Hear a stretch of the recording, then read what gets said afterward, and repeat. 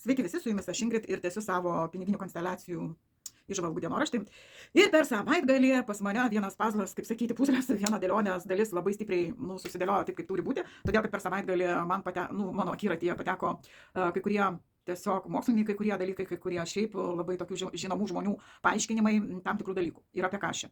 Apie tai, kad yra įstatymai arba dėsniai materialiniai ir yra dvasiniai.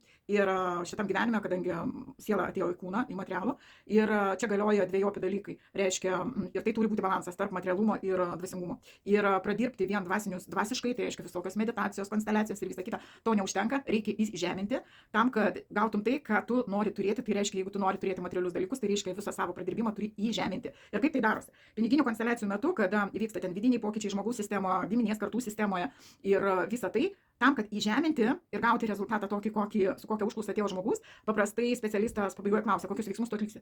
Ką tu darysi, ta kryptimi, va dabar pokytis įvyko, energijos tau atsirado ir ką tu darysi su visu šituo. Ir žmogus pasako, va tokius, arba ką naujo tu gali padaryti, kokius 3 naujus žingsnius, kažką kitaip, kad gautum tai, ką tu nori, nes prieš tai, ką tu darai, rezultato nebuvo. Vadinasi, reikia kažką naujo ir dabar tu turi tikrai energijos tam visam dalykui, nes mes jau pradirbom.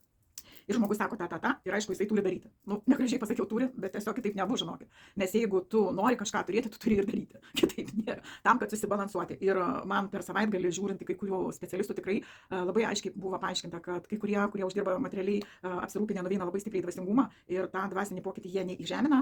Tai ir jie tokie truputėlį būna nuplaukę, praranda savo verslus visą ką ir neturi to rezultato.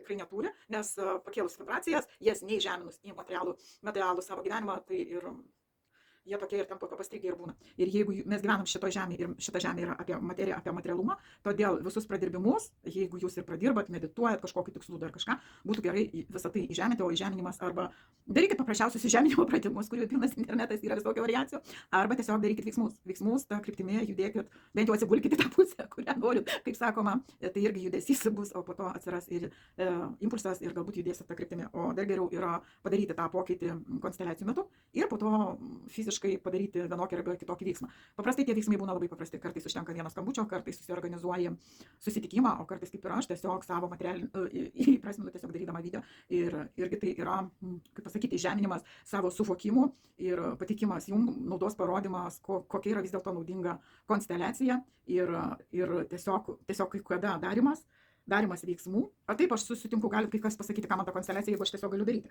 Bet konsteliacijų metu jų yra tai, kad surandama problema, kuri yra ir dažnai būna dvasiniam lygmenį, jinai yra pašalinama, atsiveria kelias ir galimybės ir tada veiksmai būna efektingi, viskas vyksta daug greičiau ir paprasčiau. Tiesiog taip. Tai va, su jumis buvau aš Ingrid, jeigu buvo naudinga šitą video, galite pasidalinti su savo pažįstamais draugais ir šiai dienai tiek. Su jumis rytoj susitiksim ir kalbėsim jau.